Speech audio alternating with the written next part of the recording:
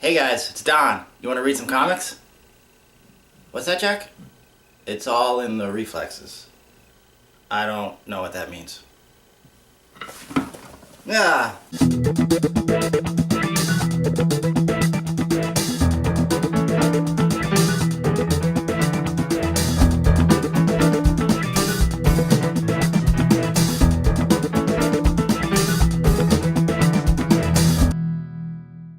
Welcome to So Awkward. It's me, Don, with another episode of Don Reads Comics. The first comic I'm going to talk about today is an adaptation of Big Trouble in Little China by Boom Studios. It was written by Eric Powell, based on a story by Eric Powell and John Carpenter, with art by Brian Churilla. The story picked up right at the end of the film. You know, where Jack Burton and his friends saved the day. They killed Lopan and his minions, and then Jack is driving off in his truck, the Pork Chop Express, and the camera pans back and you see this monster, and then the movie's over. Great cliffhanger, great ending. As a kid, we all wondered if there was going to be a sequel. I think this was 20 years ago, 30 years ago. There was no sequel until now in this comic. So that was kind of funny how it literally picked up right at the end of the film with that scene that everybody who's a fan of the film remembers. And what they did with it, I'm not going to spoil it, but it was pretty funny and pretty clever and not at all what I expected was going to happen. And then from there it goes to Wang's wedding, which was the whole point of the first film. He was getting married, and then his bride, who had green eyes, was kidnapped by Lopan, and then adventure ensued. So it does feel like a sequel to the film, which is really neat. And as a sequel, it's pretty good. The story's clever, the dialogue is really witty and really captures the characters. The artwork, Churillo, I believe his name is a pretty good storyteller. And, well, it is a little too cartoony for my taste, or at least for the gritty feel of the film. It is a lot of fun, and it's colorful, and I like it. If I have any criticisms of the comic, it's that Big Trouble in Little China is kind of unadaptable. I mean, they did a really good job. This is as good an adaptation as you'll ever get. But part of the fun of the film was in Kurt Russell's performance as Jack Burton. He was just indelible in the role, and he was kind of playing it like John Wayne, and they capture his dialogue and his personality pretty well. But the fun of the film was seeing Kurt Russell go up against these crazy things, and you can draw crazy things, but somehow it doesn't capture the feel of the film. It's a great attempt at an adaptation, and if you're a fan of the film, I recommend it. But it's not quite as awesome and brilliant as the film, but nothing ever could be. There also was this weird moment in the comic where Jack Burton was telling this story about a former wedding of his that was broken up by this occult leader who had to kidnap Jack Burton because he needed his blood or something to call forth these gods. And it was really clever and really funny, but part of the fun of the film was that Jack Burton was this everyman, John Wayne type, thrown into this crazy situation that he's never experienced before. But then we learned that that was just one of many adventures he's had, which I understand what they were going for, but it didn't really work for the character, in my opinion. They should have just had Big Trouble in Little China be the first of many adventures, and now that he's learned that this world exists outside of our own, then he has other adventures. But I do recommend the comic because it was really well done. It's really funny, it's really clever, and the artwork is really, really nice. Check it out. I also got the first issue of Batman 66 Meets the Green Hornet. And this was written by Kevin Smith and Ralph Garman with art by Ty Templeton. Batman 66 is a series with art by Michael Allred. I don't remember who writes it, but it's a pretty fun comic based on the Batman TV series from the 60s. And I guess this was their attempt to open up that universe and have him meet the Green Hornet. I have to admit, I don't know much about the Green Hornet. I mean, I'm aware of his radio show and the TV show and the films, and that Bruce Lee was Kato, and that Key Luke was the original Kato, who's the old guy in Gremlins. But I've never actually watched or listened or read anything with the Green Hornet in it. I'm just aware of him as a pop culture icon. And I didn't really learn much about him from this comic, to be honest. It kind of assumed that you knew all about Batman, which I kind of do. and that you knew who the Green Hornet was. Like, there was no introduction or no origins or no backstory, which is fine because it kind of just got right into the story and the action. But as somebody who doesn't know anything about Green Hornet, it would have been nice to learn a little bit about him, what he does, what his powers are, if he has any. I don't know. I guess that didn't really matter anyway, since it's called Batman 66 Meets the Green Hornet, but it's really just a Batman story with kind of a cameo by Green Hornet.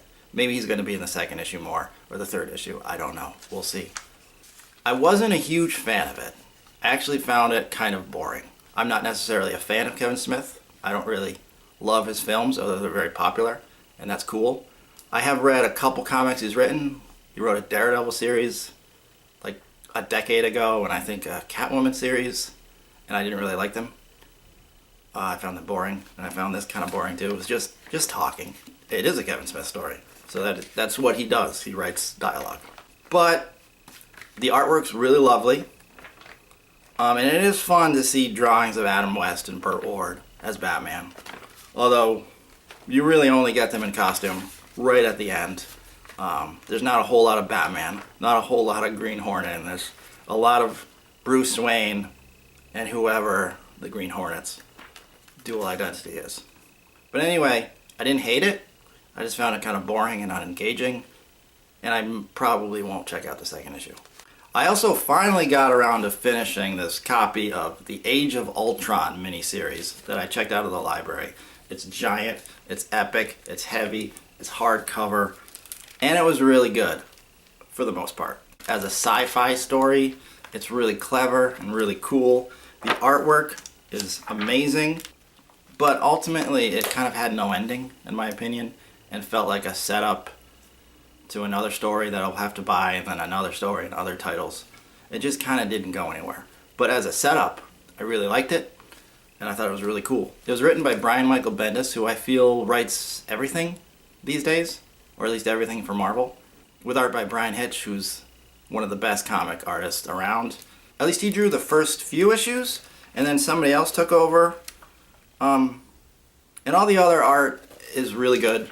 Carlos Pacheco, Brandon Peterson, a bunch of other people. It's all really good, but Brian Hitch's gritty, realistic style just really fit this post-apocalyptic story so perfectly. So when it switched to another artist, it kind of just changed the feel a little bit. And I don't want to say it ruined anything, but it hurt the continuity of the story, if that makes any sense.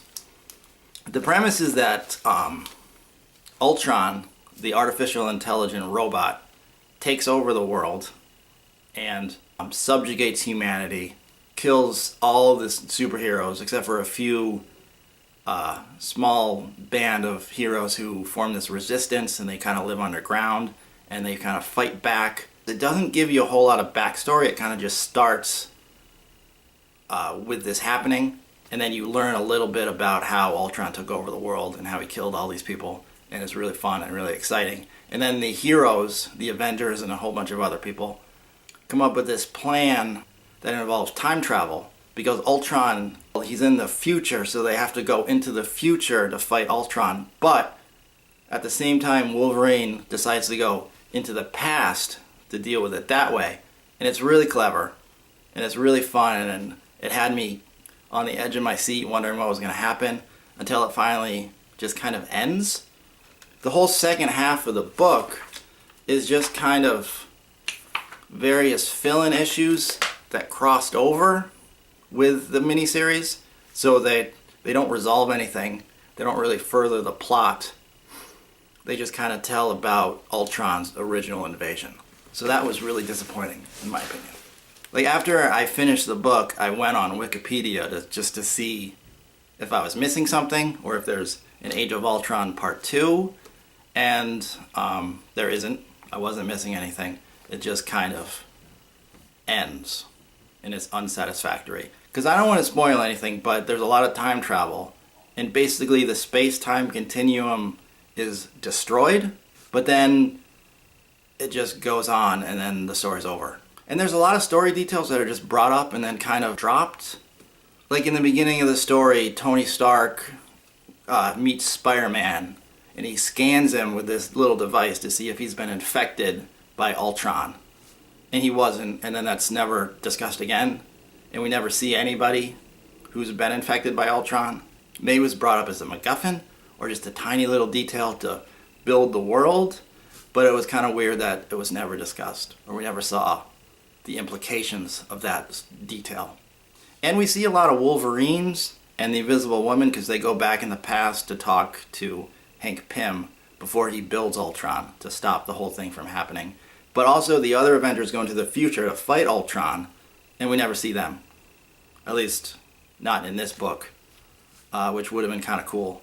But that's just another story detail that's either a red herring or just something that wasn't published in this book. But that was kind of a letdown as well.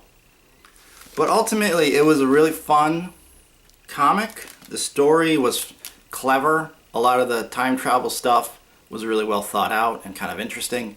But ultimately, there were so many unanswered questions or so many things that were set up that just didn't pay off. But I do recommend checking it out, at least from the library, even if it's just for the artwork, which is just phenomenal. Anyway, that's what I read this week. Bye.